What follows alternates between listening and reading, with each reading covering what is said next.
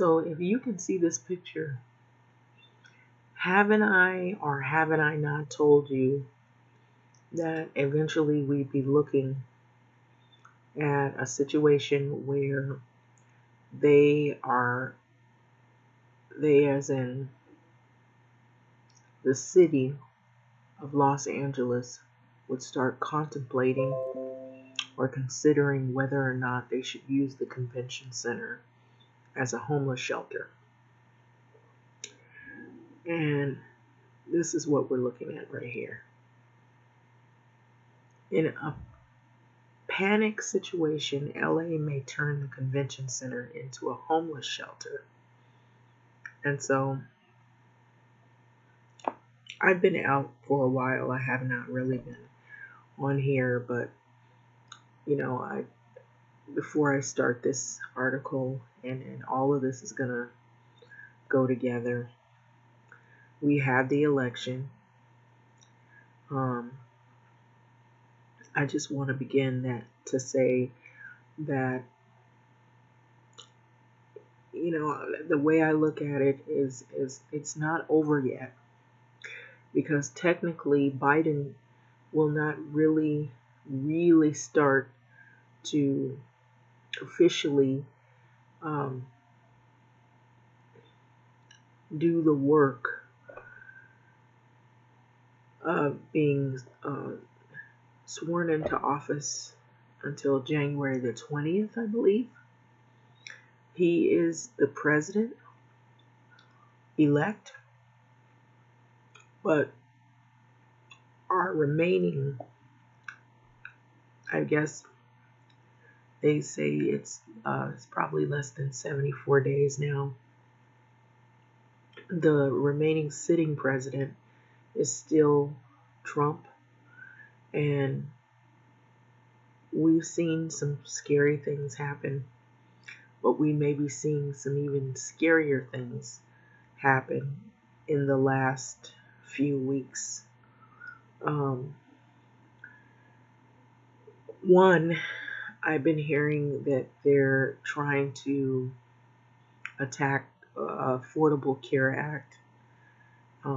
There's also some pending lawsuits that Trump is possibly going to have to deal with.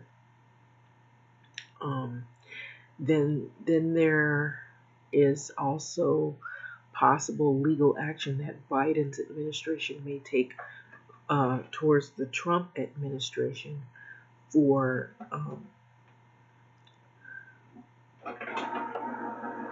not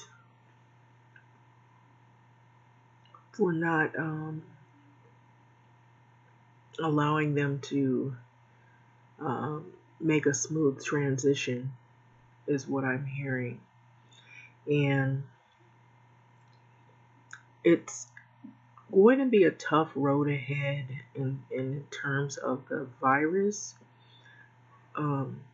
because the flip side of it, which is more positive, is that a vaccine there's a vaccine that has been approved, I believe, or is about to be approved, one of the two.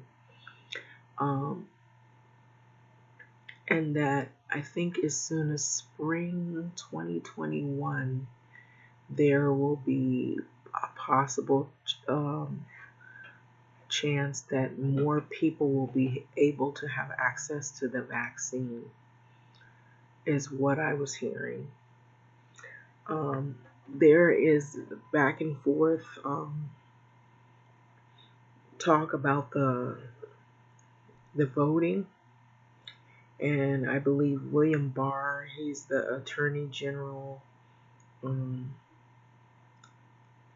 for the Trump administration. He is pretty much going all out and trying to pursue the issue of possible voter fraud, but there's no basis to pursue it.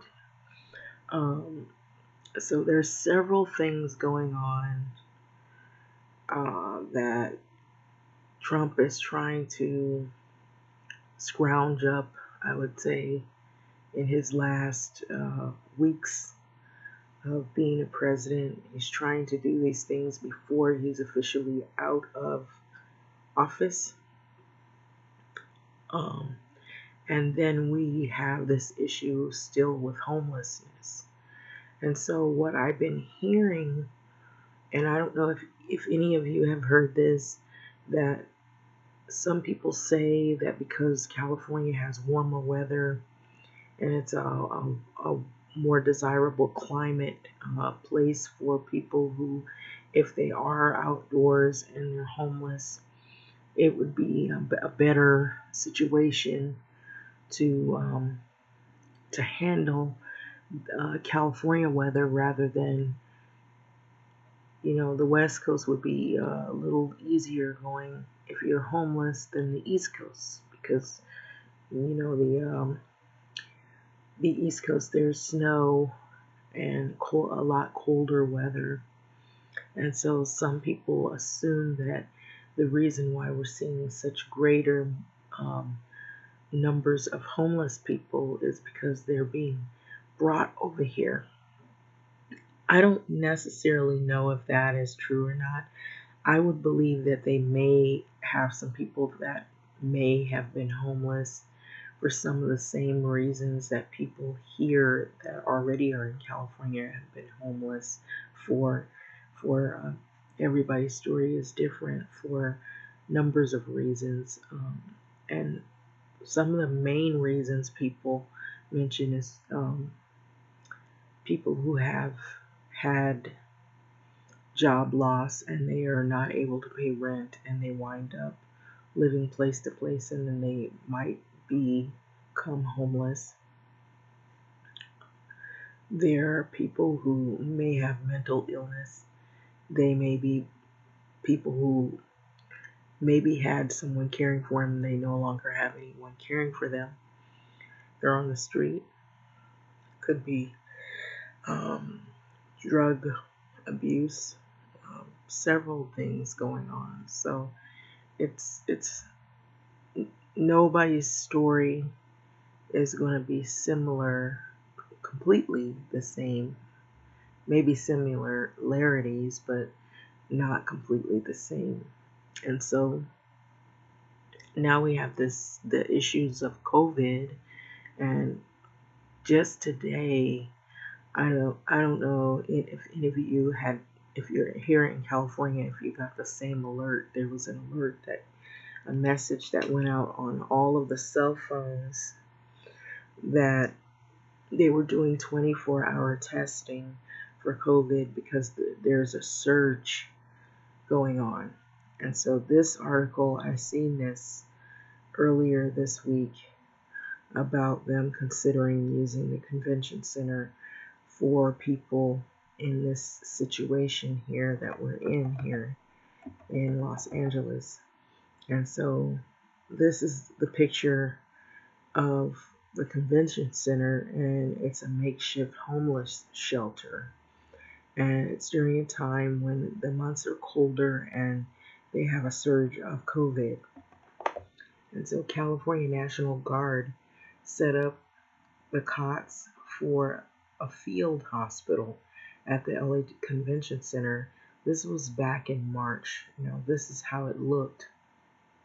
It was part of a COVID-19 response. And that was if hospitals were exhausted, if they didn't have any hospital rooms and beds. And so several members of the LA Council have asked the city to study the feasibility of using the LA Convention Center, which has gone dark. So it's basically a huge space that's dark, and it's been like that during the pandemic. And so they want to use it as a homeless shelter for people during the winter months. And because of this pandemic, and because the pandemic is starting to surge again, and so Councilman Curren, who introduced the motion, said in an interview that the pandemic had exacerbated conditions on the streets, and that it was incumbent on elected officials to act more decisively during extraordinary times. So we're in a panic situation along with a pandemic situation. So folks on the street are just suffering. So getting people off the streets is important. This is what he added. Price is his name. I said Prince, whose downtown district includes the convention center along with Figueroa Street. And so my sidewalk areas, and now literally I can agree when he says this in this article, he says the sidewalk areas are unpassable. Now, I think I did a video previous to this one. I kid you not, when I have driven down Venice, it had been a while. I had drove down Venice and I saw so many tents of homeless people. You wouldn't believe.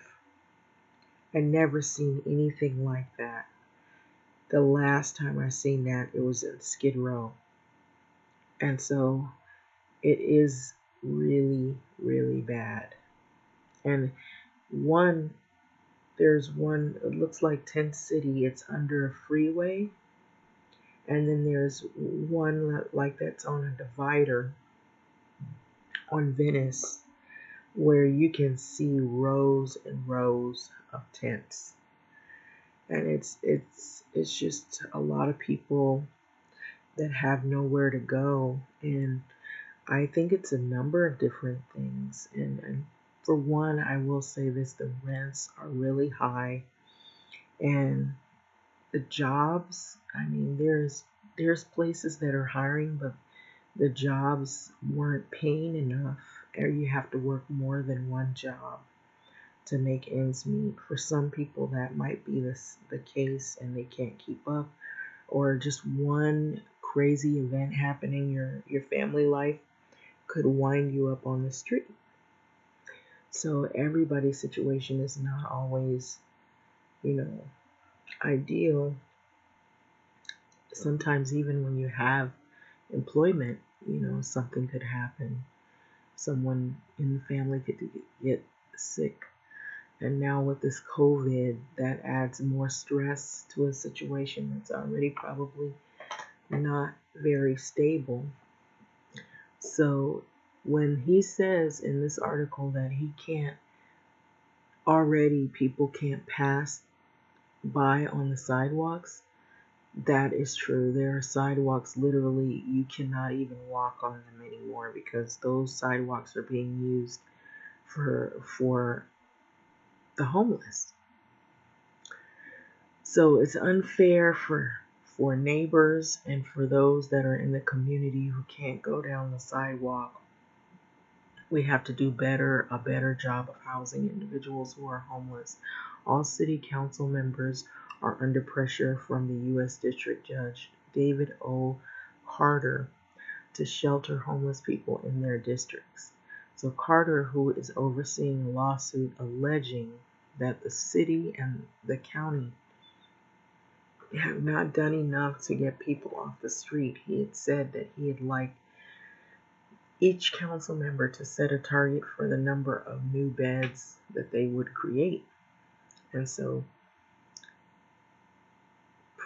Price's 9th district has more than 4,800 homeless residents according to the 2020 count, second highest in the city. Nearly half of those were sheltered, a rate well above the city's average, but there were still nearly 2,700 people on the streets.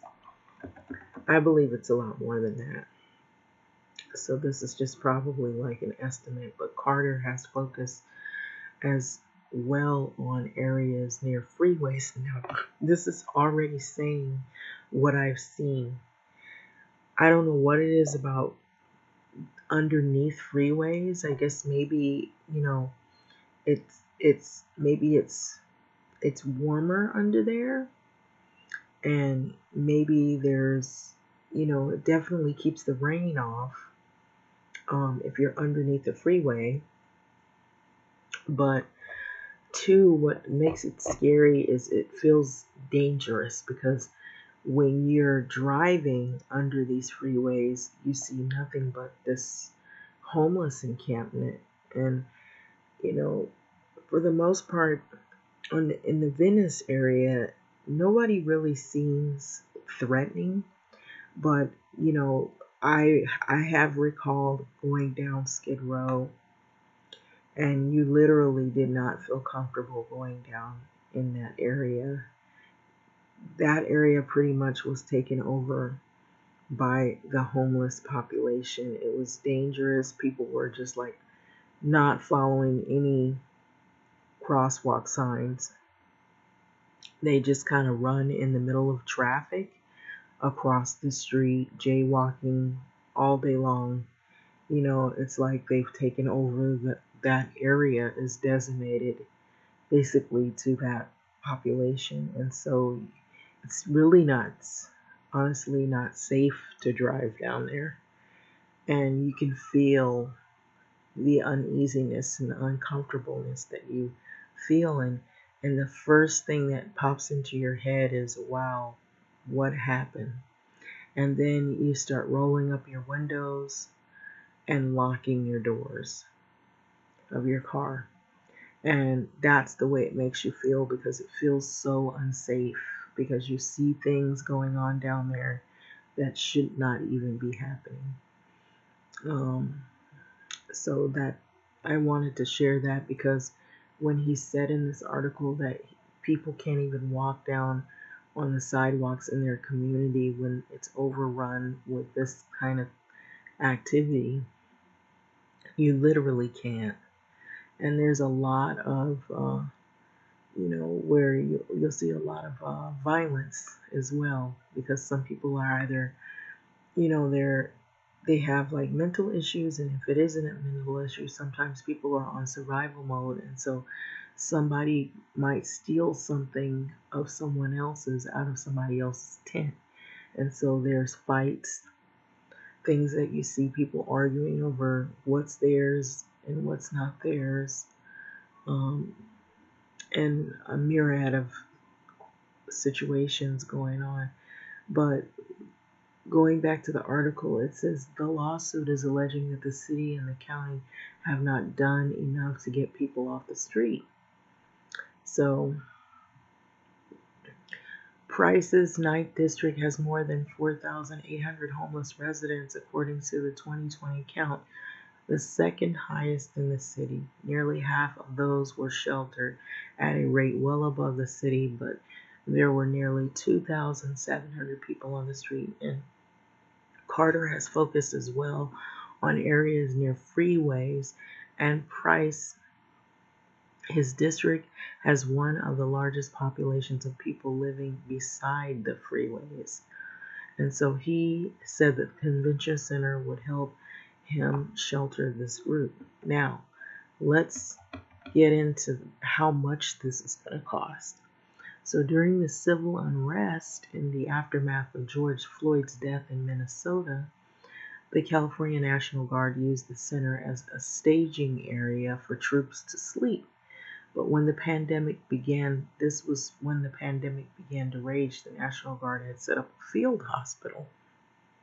So that's the photo we had originally seen. And it was in the event that the hospitals were overwhelmed and filled to capacity, and they would use it as sort of like a field hospital, a makeshift hospital for the excess people who contract COVID. So the centers, in anticipation that local hospitals might be overwhelmed, like I was saying with this coronavirus cases. So that never really came to pass. So since then, the center has mostly sat empty. So the state's health rules prohibiting large-scale events such as what events that are real popular. One is called Comic-Con in Los Angeles. That's probably not going to be happening anytime soon. So Prince, or I said Prince. Why am I saying Prince? Price. Maybe that's who I'm thinking about as Prince. So Price says he doesn't see convention businesses returning for years. And that's pretty creepy because it's like you got all these big buildings and all these businesses that lie empty because of this disease. So others worry that once hundreds of people are sheltered in the center, the lack of adequate supportive housing could strand them there long after the pandemic has passed. Can you imagine that?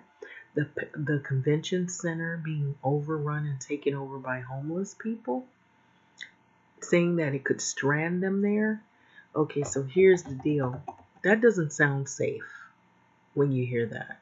Sounds like they would be turning it into a chaos. So Mayor Eric Garcetti said that he was open to the idea for using the convention center as a shelter, but didn't want anything to come at an expense of using hotel motel rooms, which he said have been a more effective way to move people off the street, which I might say I'm saying out of my own mouth that that may be a better situation, and I'm going to read to you why. Because it says, I think it merits studying, so they want to try to, I guess, study the idea first. So I'd like that report to be turned around quickly. So I'm gonna give a little bit of my idea. I think the convention center is in the event that there's like a major disaster, like natural disaster, and people just really don't have anywhere to go, and that's the last resort. But I feel like that what the person was saying earlier on, that people could end up getting stranded there if they open that place up as a shelter. It could create problems, and then it might be chaotic because you have to have people that are there monitoring all those people there, because some people are there, they need a place to stay, and others are just there just to be there and create chaos. And some don't want to follow any rules. So that could be a problem. Um, and it could get crazy. It'll expand Skid Row, as a matter of fact, make things a little more chaotic. And they could turn violent. It's possible. And then innocent people who are homeless might get caught up in that and get hurt because there's so many people warehoused, you can't keep track of who's doing what. So it says that Jessica Law, President and Chief Executive of the Central City Association of LA, said that her organization supported the homeless housing to all types, but that she hoped that the feasibility study would take into consideration downtown residents and examine whether this is the highest and best use of the convention center, and analyze the nexus of the convention center as an asset for generating revenue. So, Doane Liu, executive director of the city Department of Convention and Tourism Development, said that he would follow the council's direction but wanted to be sure that it had a complete understanding of the cost and potential effects of the city's economic recovery from the COVID-19 pandemic. So here's where we get into the cost issue and some other important issues of what might be really important if you're going to warehouse people for several days and they're homeless. We have to be realistic about the costs at Liu, and specifically our convention center. It does not have enough bathrooms. That's a problem. And it doesn't have any showers. And when the building's empty, electricity and utilities are not on. So those are costs that are going to need to be borne by somebody. And so those are pretty key issues. If they don't have enough bathrooms and you have all those people warehoused in there, the corners, the floor is going to become the bathroom. that, I hate to say it, but that's what's going to happen, especially if you have homeless people who have been used to living on the street and they have to use buckets to go to the bathroom, or they use the sidewalk, or go in corners in alleyways or whatever. And if you have that many people warehoused and they're waiting to use the bathroom and long lines to use the bathroom, that's just not going to work. It's going to be crazy. So, and then there's no showers. That's probably not going to be the most sanitary place to be. So that it might cost money just to clean it after they've warehoused so many people and they've set something like that up, because not everybody's going to come in squeaky clean. Some people they're coming from off the street, so there may be health issues other than just COVID. So we have legally binding contracts for the convention center, he says. So he says there's also a potential conflict with the use of the convention center for events such as the LA Auto Show. That was another issue, and it says they have a contract that they that is practically every day for the next 5 years. It's binding. So Liu said this, and so across the board, every one of our clients wants to have our event the minute the state allows it. So when they start lifting everything, what they want to do is go back to what they usually did when pre-pandemic, where you could hold some events. They might do it a little bit different, but still be able to keep the doors open so that they can generate revenue, is what their concern is. So newly elected council Kevin De Leon, who seconded Price's motion, said in a statement that the convention center could be a safe refuge for unhoused Angelenos now facing the long winter months with virtually no access to warm places to live or sleep at night. So responding to this humanitarian crisis of biblical proportions requires us to be nimble and creative, doing everything in our power to move people off the street and indoors. So Los Angeles wouldn't be the first to shelter homeless people in a convention center. At the beginning of the pandemic in late March, San Diego moved homeless people into their convention center. But listen to how much it costs. It was 1,300 people that they were bedding down for the night in a cavernous facility.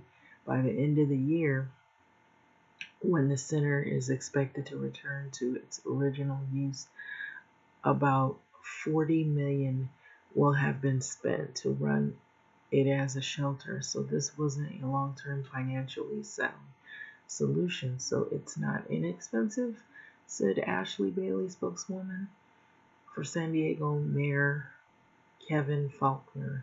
And so I believe I skipped over something because, or maybe I didn't, I don't know.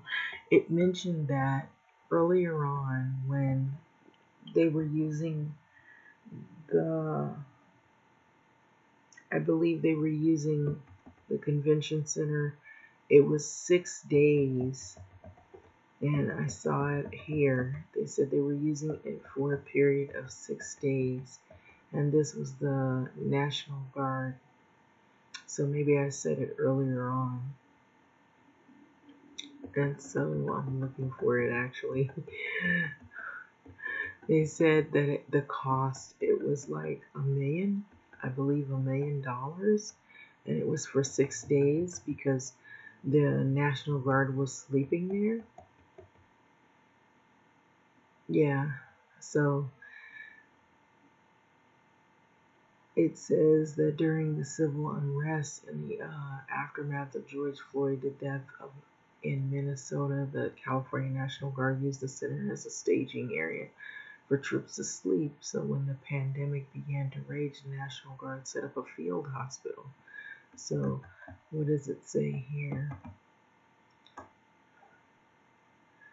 Yeah, because it was saying that their cost for just 6 days of basically having um, the National Guard there was like it ran into 1 million. And so just think of having homeless people there for more than 6 days, for maybe months, how much that's going to cost. So it says the National Guard stayed there in May, and the cost for furniture, portable bathrooms, showers, cleaning, and meals added to 1 million for 6 days, Liu said. And so that was only 6 days. So just think, like I said, you know how out on the streets, I don't know if anybody's from LA or they've been driving around LA, in the areas where it's heavily populated of homeless people, they have uh, these portable sinks with hand sanitizer and antibacterial soap. And so that's got to be costing a lot of money to do that. And so to do that for more than 6 weeks, more than 2 months, for many, like thousands of people, um, it's going to be expensive. So I guess that's what this convention center staffer was saying. And so this is what it would look like. This is sort of like an eye opener of what we could be seeing or foreseeing in the near future here, anybody that's in the LA region. And so I'm not surprised, but a lot has gone on since the election. There's people that are angry. There are some people that are overjoyed. It's like a clear divide in America with a lot of political issues. I don't think will ever really completely go away. And I was really watching the election. It was like there was nothing you could do but to just think about, like, okay, what's going to happen next? And so now, what's happening now is like every day on the news, they're talking about the different lawsuits that could be coming up pretty soon. A lot of things that are happening in the Trump administration and in the Biden administration, and a lot of things that Trump is trying to do to block Biden from the smooth transition into his seat. It's just a lot of back and forth craziness, and it's. I believe that Biden will be able to succeed and do well as best he can. Um, I believe anybody that was in his shoes right now would have probably be trying to set up the best that they know how to do, and they would have to be very strong at what they do and very you know good at planning out what they do, because it just seems like there's a lot of unhappy individuals out there, but it was already like that. And so it's not a surprise, but I feel like it's a rough road ahead, but I feel like they are going to be able to get through it. But I don't think we'll hear the last of that administration. In terms of Trump, I feel like some people are still influenced by him. And two, I feel like the different groups, political groups, are going to go back and forth. There probably will be protests for people that are trying to speak out peaceably, and then there'll be protests for people that are trying to interrupt and to create more division that isn't already created. Like we need that, we really don't. But I do believe that the transition will happen whether it happens with Trump or not. Um, and I believe he may be in for some issues that may come his way, and they may not be very good ones.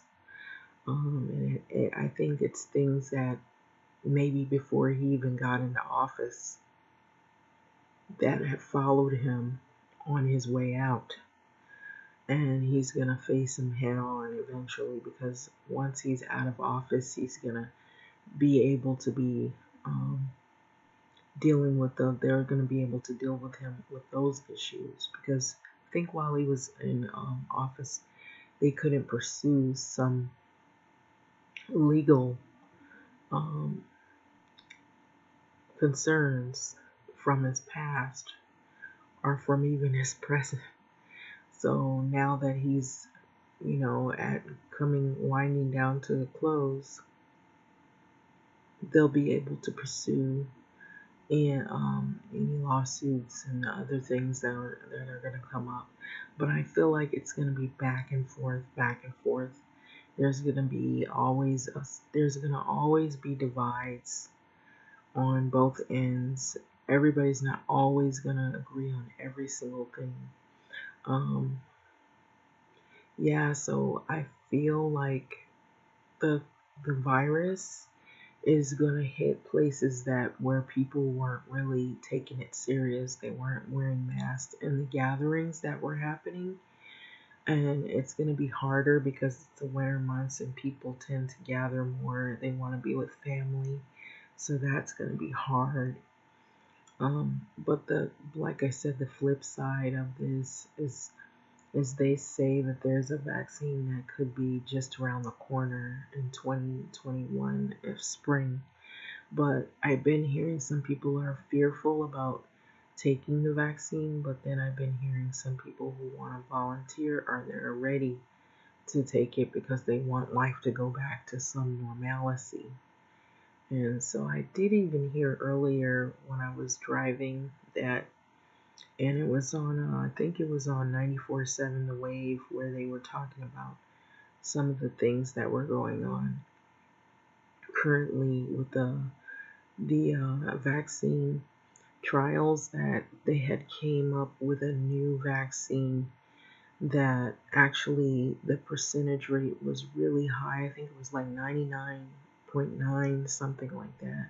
And it was really a good rating. I think even Dr. Fauci had was surprised. He wasn't sure if it was going to actually make it, and it did. And so I believe we, since this is the end of the year and we're coming into 2021 pretty soon, that we are at the point where they have gotten um, enough information, study on this disease, that they found strong candidates for the vaccine. I believe they actually have started making um, production of it so that they can actually start choosing people. I think the first people that are supposed to get it is supposed to be like the nurses and the doctors, is I believe who's the first ones that are supposed to get the vaccine. But this right here, we might even see this not even just as a homeless shelter because of the surge of the COVID. We might even see them go back to where they were with the makeshift hospital. So it could be a little of both. They may have both homeless and then people who might be sick with the COVID. And so you see how all the beds are spaced out, and it's a lot of space. So that's the reason why they're considering thinking about using it. But look at all the lights they've got to use. How long is that going to be on? I mean, look at all those people. If I mean, there's no people there, but if you could imagine people being there, you don't know everybody. What would it be like if they turned the lights out completely off? That's probably not the best idea. You don't know all those people, so there's gonna have to be some light on. People are gonna have to know where to use the bathroom, you know. So I don't know. We shall see. So this is a developing story, I would say. And so it's kind of scary because anytime they're looking at turning the convention center into a homeless shelter, and then the fear that they could just overrun that shelter, that space, that I could see that happening. That would be really scary. And then downtown would probably already there's places in downtown you don't want to drive. But if they turn that convention center into something like that and they don't monitor it well and it gets out of control, it's not going to be pretty. But anyway, having said this, thanks for listening.